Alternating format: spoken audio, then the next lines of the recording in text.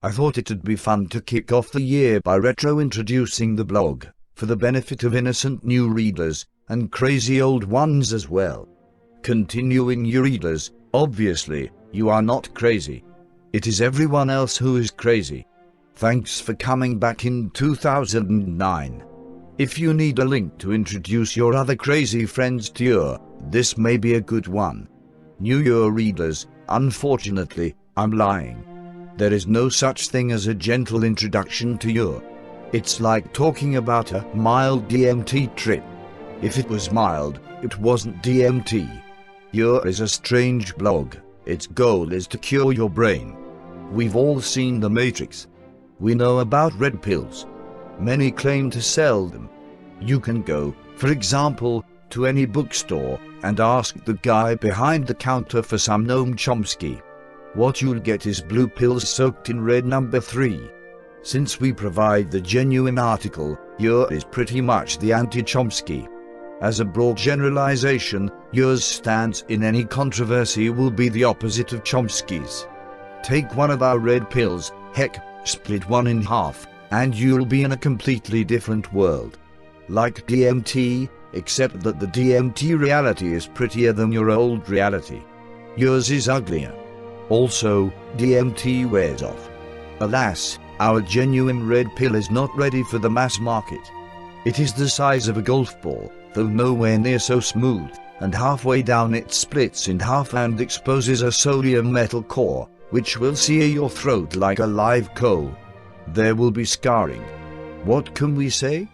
That's what you get for being an early adopter. At least you didn't buy a Newton. When we think about red and blue pills in the real world, obviously, we are thinking about the Orwellian mind control state. We are not going to cure your whole brain. After the treatment, for instance, you may still be a Celtics fan. Our chemical interest is solely in the political lobe. Unfortunately, this organ is unusually large and proliferating fast. After the treatment, it will return to its normal marble-like size, and you may hear a hollow sound if you knock your fist hard on the back of your head. That's because now you know the truth, and you never need to think about any of the crap ever again. Since the shape of your skull is unchanged, the resulting void is percussive. When we think about the Orwellian mind control state, we generally think of a few big, obvious examples. The Nazis, the Soviet Union, and so on. These regimes, of course, specialized in implanting bizarre, sometimes murderous, instructions in their subjects' brains. If you must visualize these implanted Orwellian modules, you can think of them as little worms, like in Wrath of Khan, that crawl into the ear and stay there.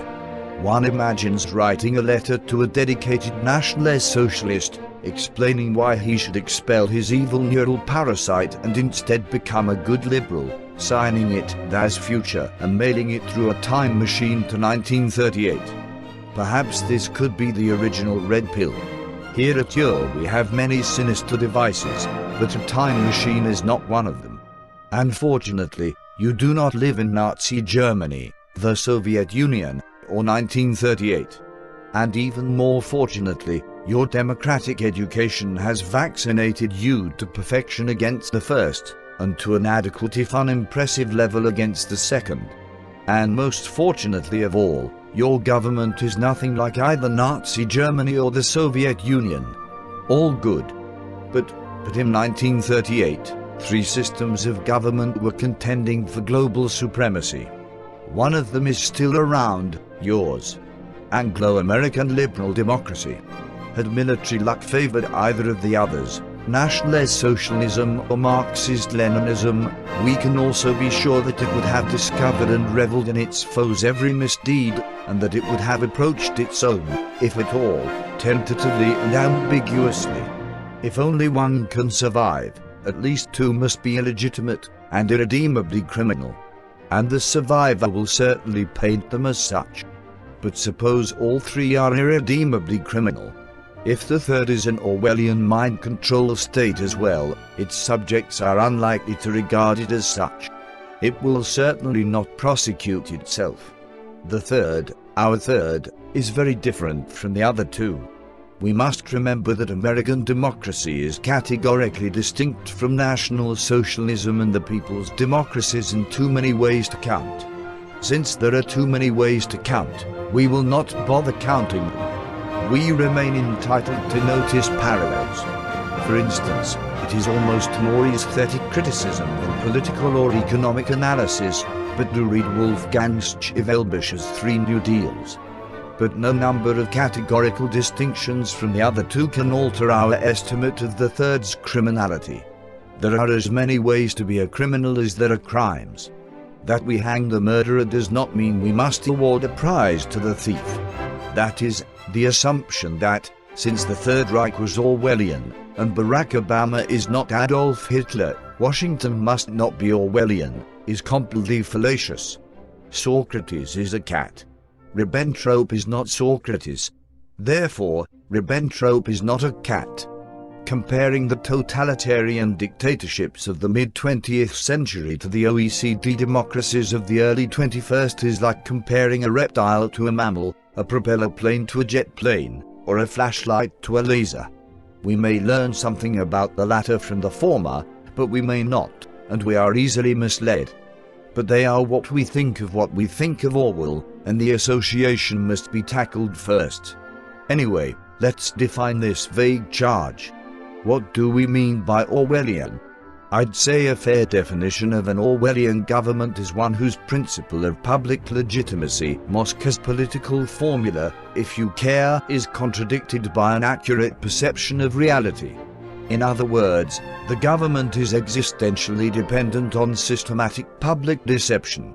If it fails in its mission to keep the lie alive, it at least stands some chance of falling.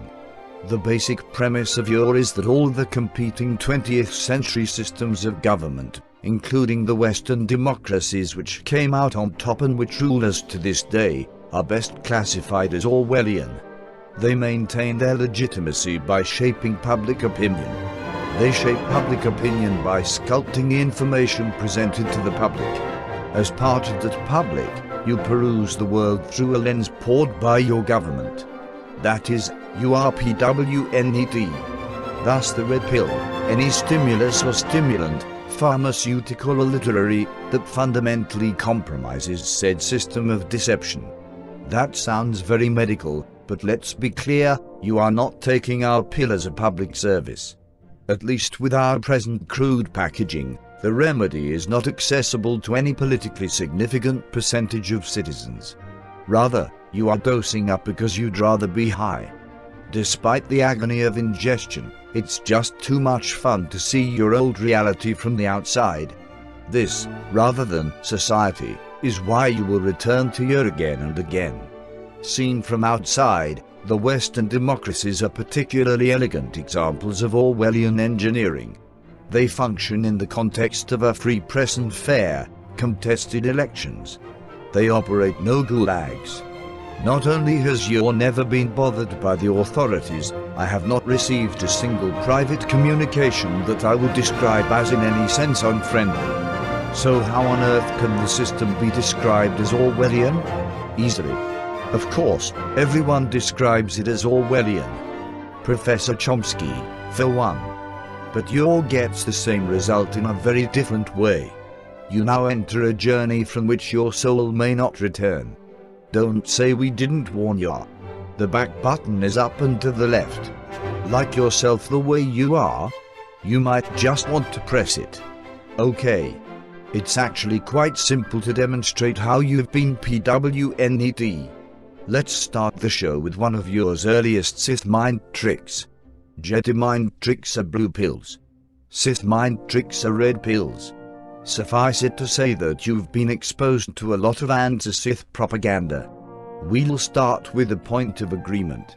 As a good citizen of America, which is the greatest country on earth, one thing you believe in is separation of church and state. I too am an American, and it so happens that I too believe in separation of church and state. Although one might argue that my interpretation of the formula is a little different than yours. So let's understand what we mean by the formula, word by word. What do we mean when we say state? We mean the government. I trust that is sufficiently clear. What do we mean by separation?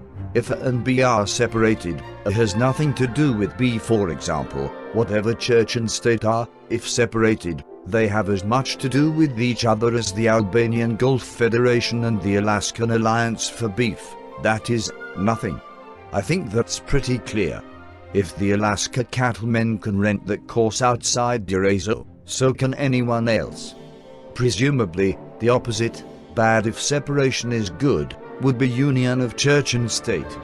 What do we mean by church? Blah, blah, blah. Clearly, if we have some general objection to union of church and state, these objections must in some way be derived from some generic definition of the word church.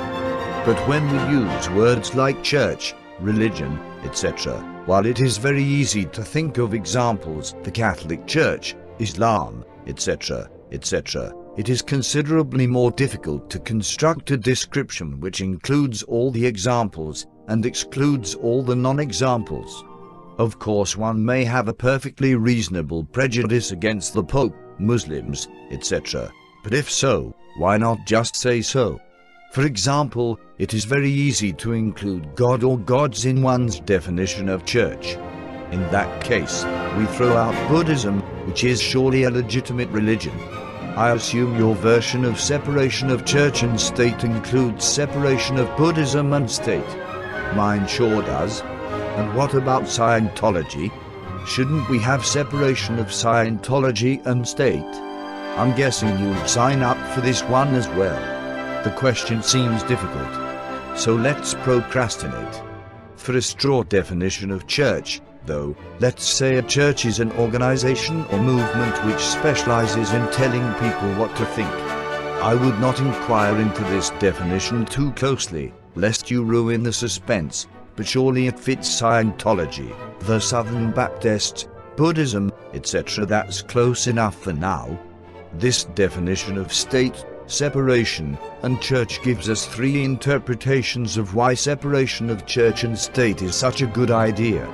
1. Our definition of church might include the stipulation that the church is an organization that distributes misinformation, that is, lies, unfalsifiable hypotheses, and other bogus truths. This sounds very sensible, because we don't want the state to distribute misinformation. On the other hand, this is not a very useful definition. It is equivalent to a restriction that union of church and state is okay, so long as the state church teaches only the truth. Naturally, according to the church, it teaches only the truth. But it is difficult to imagine a clause in the Constitution which states Congress shall establish a church which shall teach only the truth. From an engineering perspective, the restriction is more effective if it does not depend on some process for distinguishing true churches from false churches. You think? 2. We might say that whether they teach the truth or not, churches are just a bad idea, period. People should think for themselves. They should not have thoughts broadcast into a little antenna in the back of the skull. Therefore, the state should separate itself from the church, just because a good state should separate itself from all evil things. But fortunately or unfortunately, there is no kingdom of philosophers. Most people do not think for themselves, should not think for themselves, and cannot be expected to think for themselves. They do exactly what they should be doing, and trust others to work out the large philosophical truths of the world for them. This trust may be well placed or not, but surely this mechanism of delegation is an essential aspect of human society, at least with the humans we have now. 3. We might believe that government should not tell its subjects what to think. Since this is the only option I have left, it is the one I follow. I'd like to think you follow it as well. If not quite for the same reason. Let's think about it. There are two kinds of government, those whose formula of legitimacy depends on popular consent, and those whose doesn't. Following contemporary usage, we can classify these as authoritarian and democratic. An authoritarian state has no need to tell its subjects what to think, because it has no reason to care what they think. In a truly authoritarian government, the ruling authority relies on force, not popularity. It cares what its subjects do, not what they think. It may encourage a healthy, optimistic attitude and temperate lifestyle proclivities, but only because this is good for business. Therefore, any authoritarian state that needs an official religion must have something wrong with it. Perhaps, for example, its military authority is not as absolute as it thinks. A democratic state which tells its citizens what to think is a political solecism. Think about the motivation for democracy. It consigns the state to the collective responsibility of its citizens, because it feels this is an independent and well-anchored hook on which to hang the common good. Once the Republic has an established church, this hook is no longer independent, and that postulated value add of democracy is nullified. Without separation of church and state, it is easy for a democracy to indulge itself in arbitrarily irresponsible misgovernment, simply by telling its bishops to inform their congregations that black is white and white is black. Thus misdirected, they are easily persuaded to support counterproductive policies which they wrongly consider productive. A common syndrome is the case in which a purported solution is in fact the cause of the problem. As a Russian politician once said of his opponents, these people think they are the doctors of society. In fact, they are the disease. It is indeed surprising that Nassim Taleb has just learned the word iatrogenic. BTW, if you know Taleb, please point him at you. If you know someone who knows Taleb, please. Union of church and state can foster stable iatrogenic misgovernment as follows. First, the church fosters and maintains a popular misconception that the problem exists and the solution solves it. Secondly, the state responds by extruding an arm, agency, or other pseudopod in order to apply the solution. Agency and church are thus cooperating in the creation of unproductive or counterproductive jobs, as doctors. Presumably they can find a way to split the take. The root problem with a state church in a democratic state is that, to believe in democracy, one must believe that the levers of power terminate with the voters. But if your democracy has an effective state church, the actual levers of power pass through the voters and go back to the church. The church teaches the voters what to think. The voters tell the politicians what to do. Naturally, it is easy for the politicians to short-circuit this process and just listen to the bishops. Thus the government is a closed power loop, with the church at its apex, of course, which is exactly what we were hoping to avoid when we decided to make our state democratic, rather than authoritarian, an independent and unaccountable authority, which is in charge of everything else. In this case our authority is, of course, the church itself. Oops! We have engineered ourselves a big bucket of fail. In other words, our so-called democracy is dependent not on the wisdom of the people, but on the internal power politics of the official church. If these politics produce a political platform which translates to responsible and effective actions, the government will be good. If they don't, it will suck. Either way, we have consigned the state to an unaccountable conclave of bishops. Why this is an improvement on monarchy, or any other form of autocracy, is unclear. This political architecture, an abortion by any standard, is commonly known as a theocracy. Oddly enough, the classic historical case of a theocracy is... Wait, hang on, I'm forgetting. Oh, yes. Right here, in North America. Under those strange people we call the Puritans. A more precise label would be Brownist. I'm with Shakespeare on this one. Note that, cladistically speaking, we are all Brownists now. And Carter Van Carter has told us all about Whitby. Let Daniel Waithow fill you in on Scrooby. For those who prefer the history fresh rather than aged, we can turn to Darren Stoloff, whose Making of an American Thinking Class, Intellectuals and Intelligentsia in Puritan Massachusetts is badly written but quite informative. Professor Stoloff writes, The Puritan ministers created a completely new form of political authority, in the Weberian sense of legitimate power, which I have called cultural domination.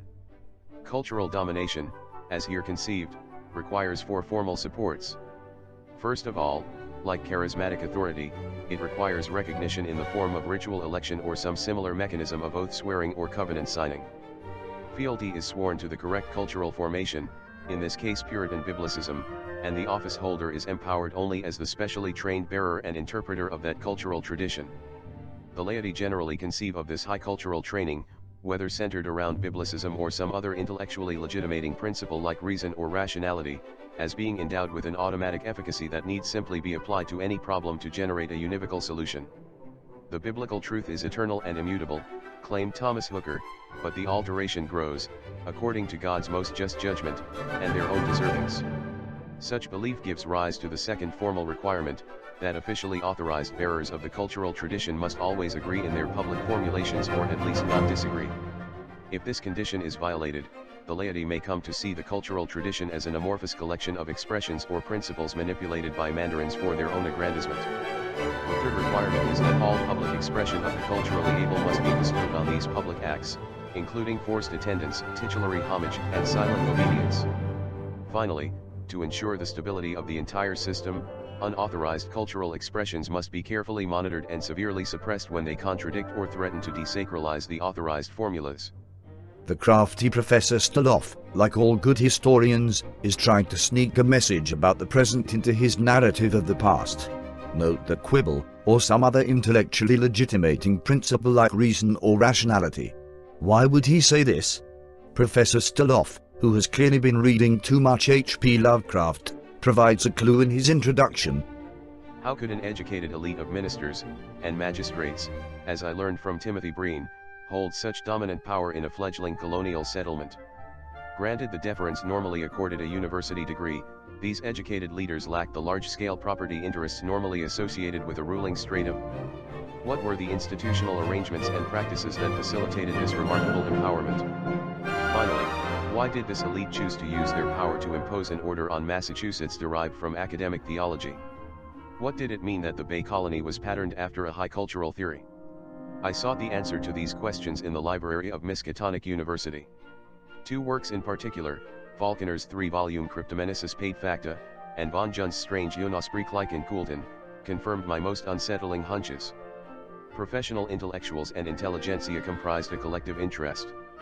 They were the great unexamined class in modern political history, whose will to power occasionally took the form of revolutionary ideological politics.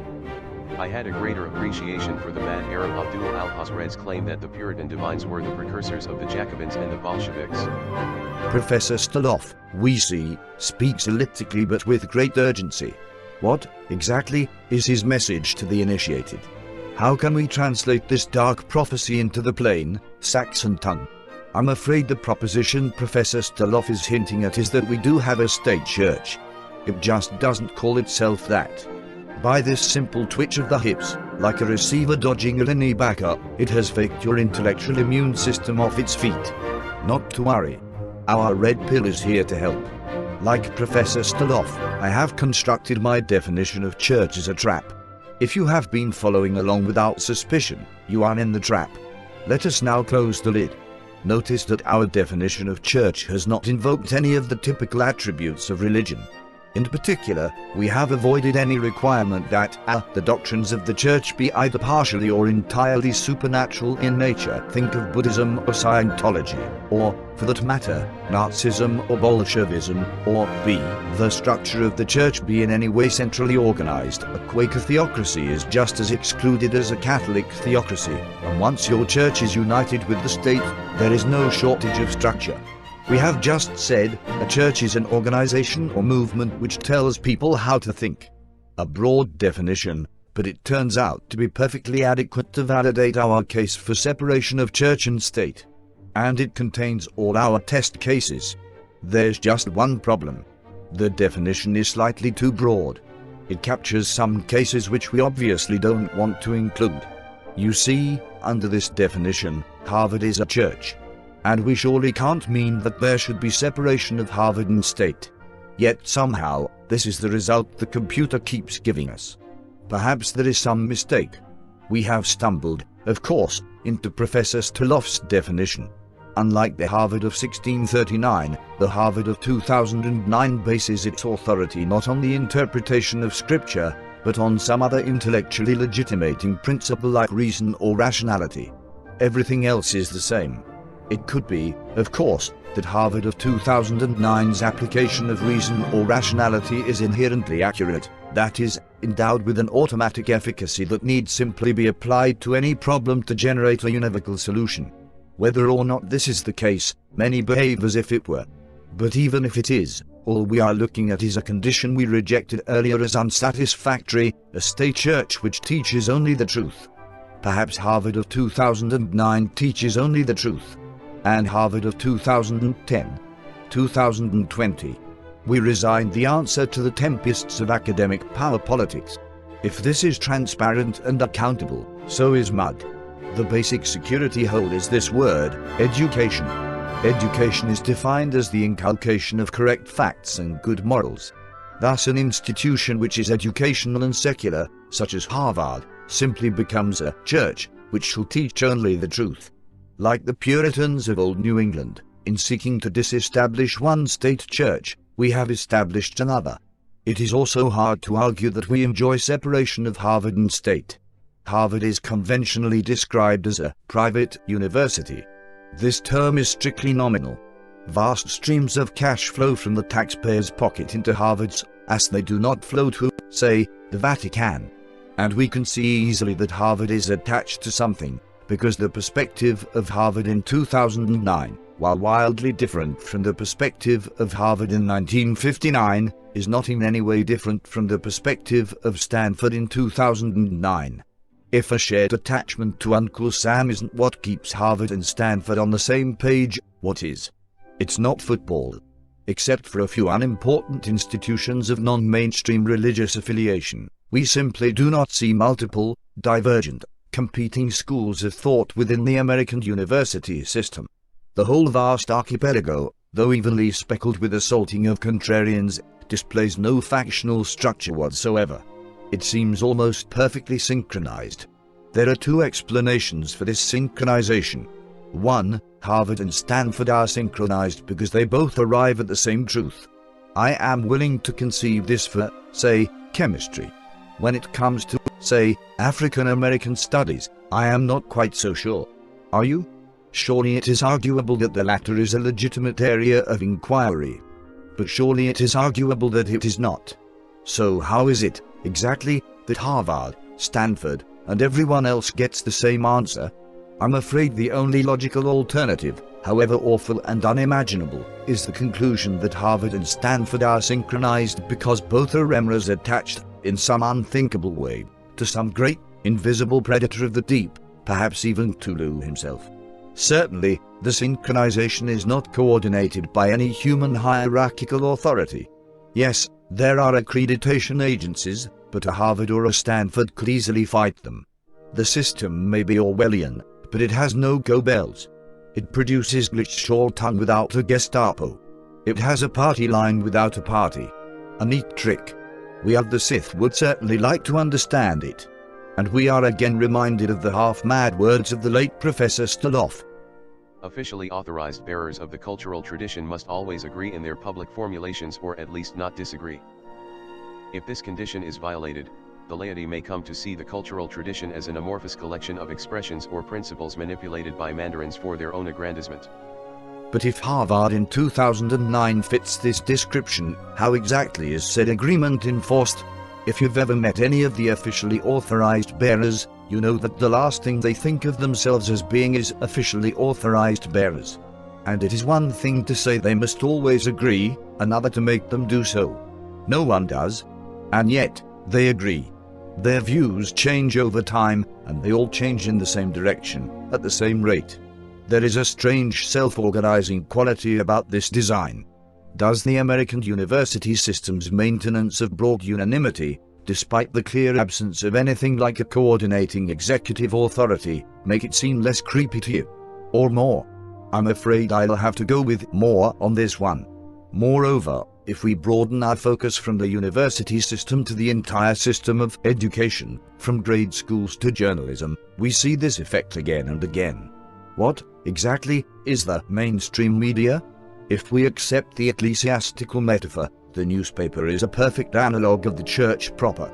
It is simply the latest transmission technology for your worm's daily or weekly security update. And here again, a coordinated message, without any central agency. Jude, if you don't find this creepy, I gotta ask, why not? But maybe it is all an abstraction to you. Let's make it slightly more concrete. In 1963, a long time ago but in the lives of many now living, the citizens of California, by a majority of nearly 2/3, voted to pass a law called Proposition 14. This amended the state constitution to add the following: Neither the state nor any subdivision or agency thereof shall deny, limit or abridge, directly or indirectly, the right of any person, who is willing or desires to sell, lease or rent any part or all of his real property, to decline to sell, lease or rent such property to such person or persons as he, in his absolute discretion, chooses. In other words, if you don't want to live with persons of color, you don't have to. The amendment, obviously, turned out to be unconstitutional, just like this one. And we have persons of color to this day in California. In fact, we have so many of them that California in 2008 elected Barack Obama, noted person of color, by almost the same margin that its 1963 predecessor passed Prop. 14. Part of this political change was due to said demographic shift. But not all. So, how, exactly, did California change from a state that would vote for Prop. 14, to one that would elect Obama? Was this change predictable? Was it inevitable in some sense? Again, we are seeing the movement of a bobber on the water. What is the bobber attached to? A blue edge? Or Cthulhu? If you are still clinging to the Matrix, you might say the change happened because Prop. 14 was wrong, and the election of Obama was right. Suppose we agree with you. But why, exactly, should we have been so confident in expecting a change from wrong to right? If there is some mechanism large and powerful enough to drag the public opinion of California, in 45 years, from Prop. 14 to Obama, maybe not Cthulhu, but definitely not a blue edge, shouldn't we expect to be just as easily dragged back from right to wrong? Will segregation make a comeback in San Francisco? If not, why not?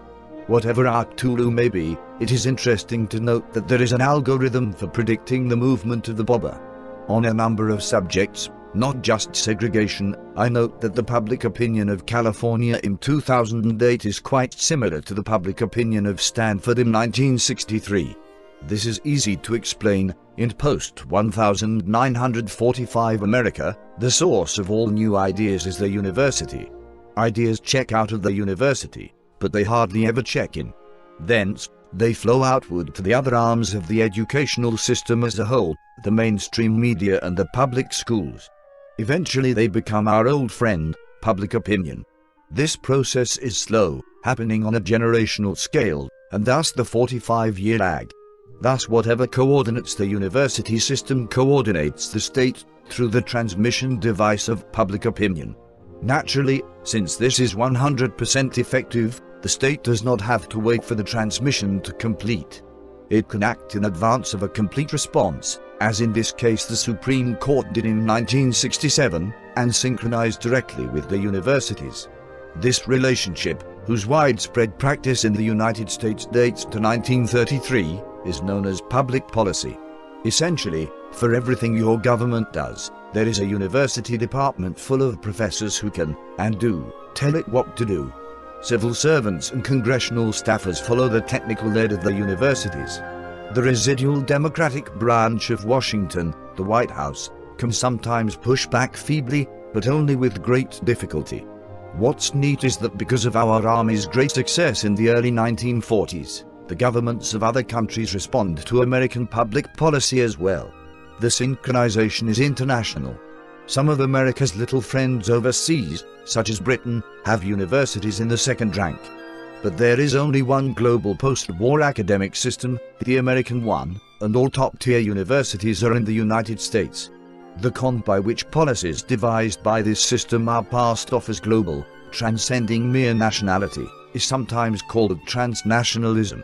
But I digress. The triangle of professors, bureaucrats, and public opinion is stable because the professors teach as well as advise.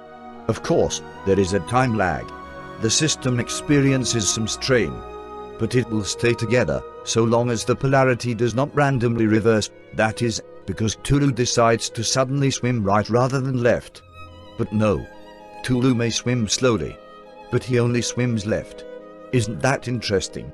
In the history of American democracy, if you take the mainstream political position Overton window, if you care at time t1 and place it on the map at a later time t2, t1 is always way to the right, near the fringe or outside it. So, for instance, if you take the average segregationist voter of 1963 and let him vote in the 2008 election, he will be way out on the wacky right wing. Tulu has passed him by. Where is the John Birch Society now? What about the NAACP? Tulu swims left, and left, and left. There are a few brief periods of true reaction in American history, the post-Reconstruction era or redemption, the return to normalcy of Harding, and a couple of others. But they are unusual and feeble compared to the great leftward shift. Nor, most important for our hypothesis, did they come from the universities. In the 20th century, periods of reaction are always periods of anti-university activity. McCarthyism is especially noticeable as such. And you'll note that McCarthy didn't exactly win. The principle applies even in wars. In each of the following conflicts in Anglo-American history, you see a victory of left over right: the English Civil War, the so-called Glorious Revolution, the American Revolution, the American Civil War, World War I, and World War II. Clearly, if you want to be on the winning team, you want to start on the left side of the field. And we are starting to piece the puzzle together. The leftward direction is, itself, the principle of organization. In a two-party democratic system, with Whigs and Tories, Democrats and Republicans, etc., the intelligentsia is always Whig. Their party is simply the party of those who want to get ahead. It is the party of celebrities, the ultra-rich, the great and good, the flexible of conscience. Tories are always misfits, losers, or just plain stupid, sometimes all three. And the left is the party of the educational organs, at whose head is the press and universities. This is our 20th century version of the established church. Here at Ure, we sometimes call it the cathedral, although it is essential to note that, unlike an ordinary organization, it has no central administrator. No, this will not make it easier to deal with. This strange correlate symmetry implies some fundamental difference between right and left. What is the difference?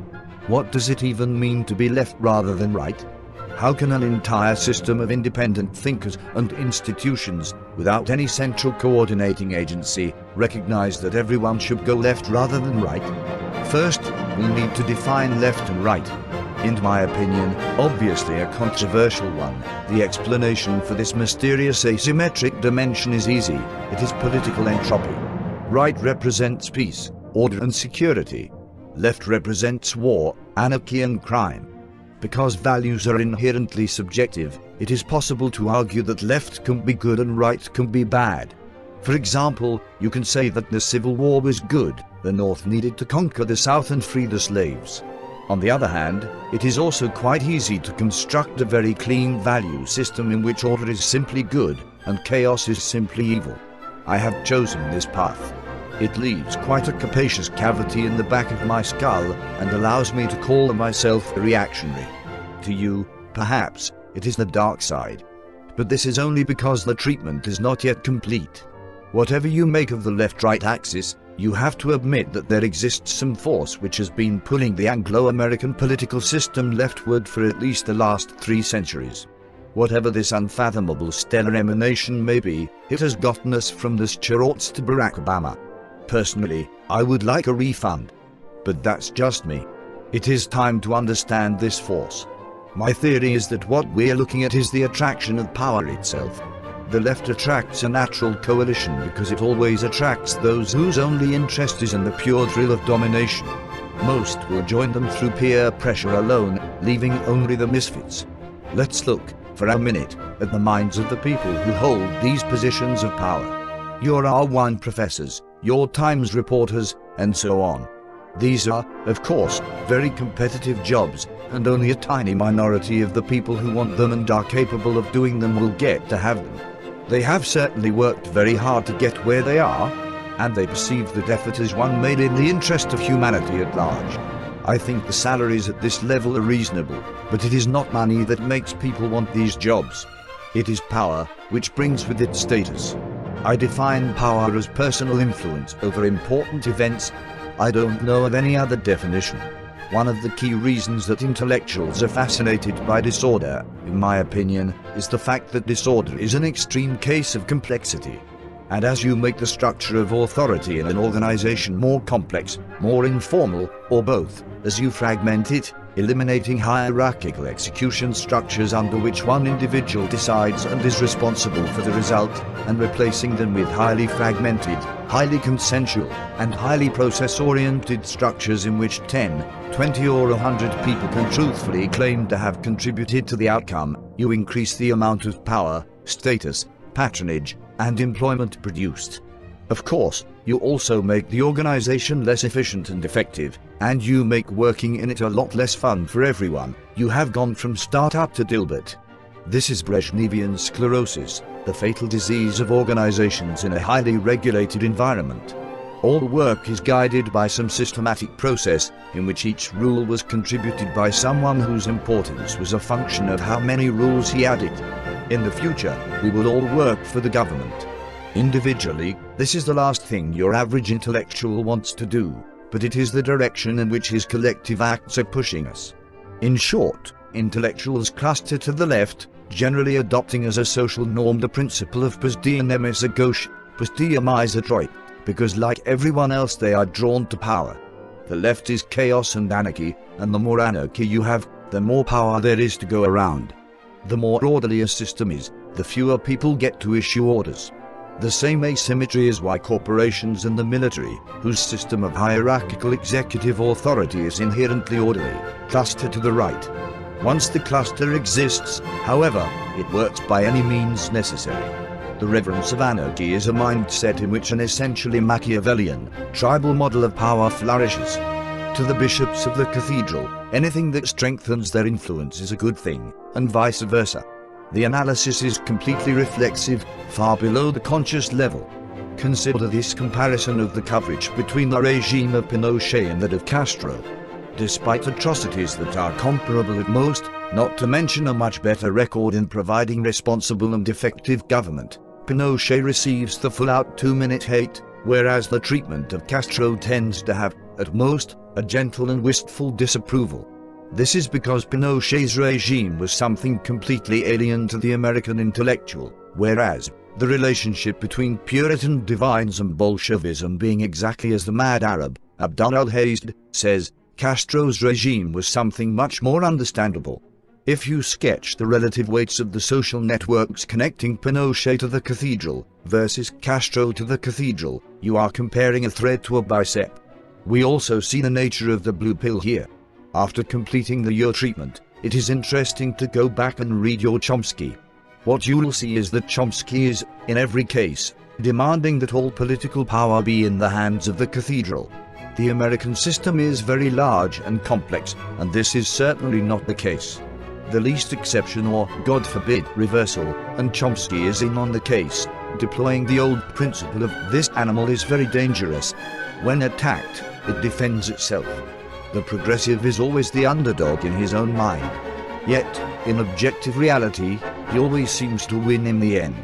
In other words, the Chomskyan transformation is to interpret any resistance by a party which is inherently much weaker as oppression by a magic force of overwhelming strength.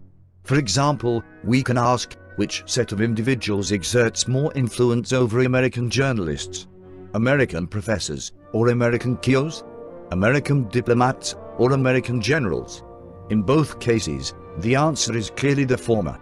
Yet any hint of corporate or military influence over the press is, of course, anathema. If anyone is in an obvious position to manufacture consent, It is, as Walter Lippmann openly proposed, first the journalists themselves, and next the universities which they regard as authoritative. Yet, strangely, the leftist has no interest whatsoever in this security hole. This can only be because it is already plugged with his worm. The complaint of the Chomskyan, in other words, always occurs when the other team is impudent enough to try to manufacture a bit of its own consent.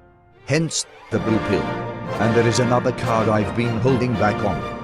You see, the problem is not just that our present system of government, which might be described succinctly as an atheistic theocracy, is accidentally similar to Puritan Massachusetts.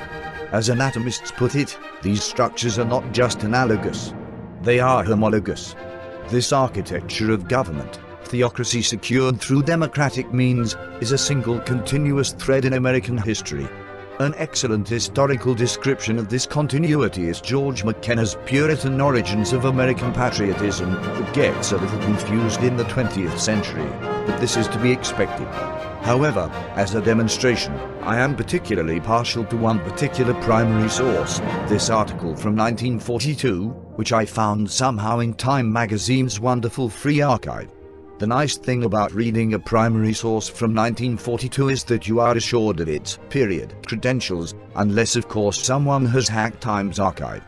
The author cannot possibly know anything about 1943. If you find a text from 1942 that describes the H-bomb, you know that the H-bomb was known in 1942. One such text is entirely sufficient. What's great about the American Malvern article is that, while it describes a political program you will place instantly, it describes it in a very odd way. You are used to thinking of this perspective, which is obviously somewhere toward the left end of your NPR dial, as representative of a political movement. Instead, the anonymous Time reporter describes it as a religious, super-Protestant, to be exact, program. Isn't that just bizarre? We have caught the worm in the act of turning the political program and perspective that we think of as progressive or is at least descended from, the program of a religious sect. Unsurprisingly, this sect, best known as ecumenical mainline Protestantism, is historically the most powerful form of American Christianity and happens to be the direct, linear descendant of Professor Stoloff's Puritans. You can also see it in abolitionism, the social gospel, the prohibitionists, and straight on down to global warming.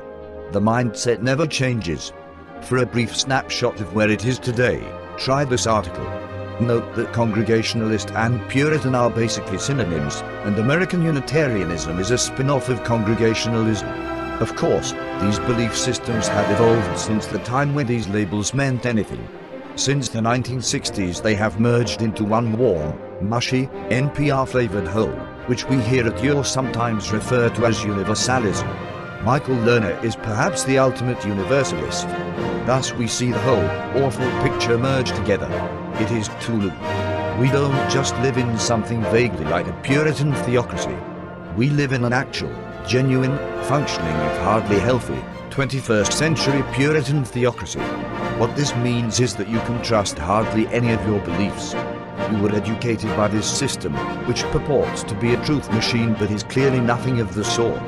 Since the United States is not the Soviet Union, hard scientific facts, physics, chemistry, and biology are unlikely to be wrong.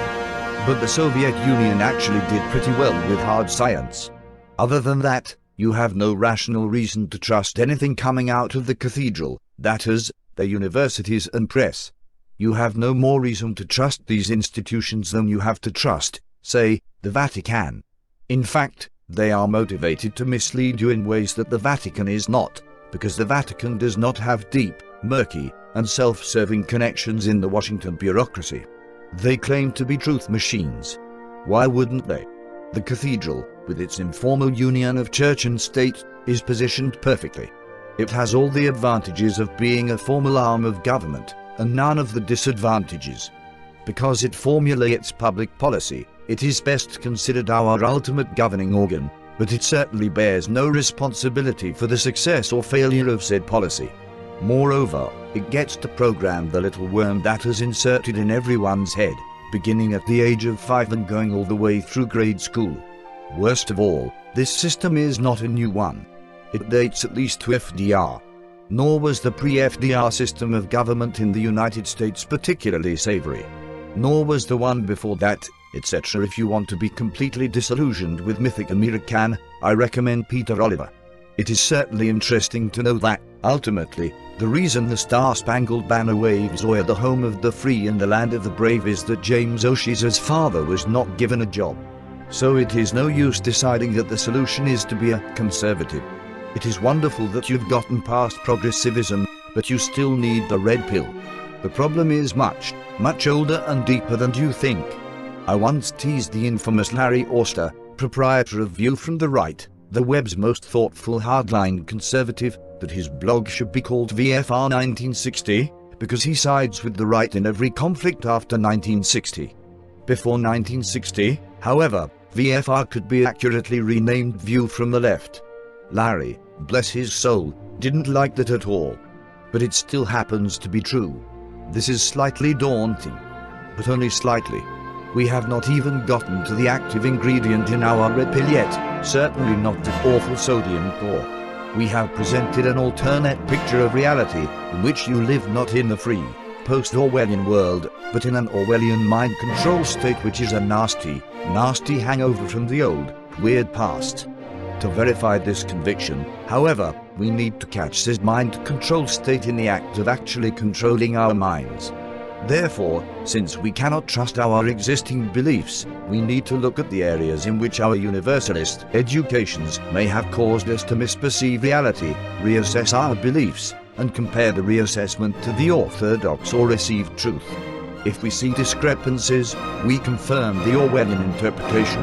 If we see no discrepancies, perhaps the cathedral is just a truth machine after all. Next week, we'll complete the not-so-gentle introduction. The red pill will then be in your possession, and all you need to do is swallow it.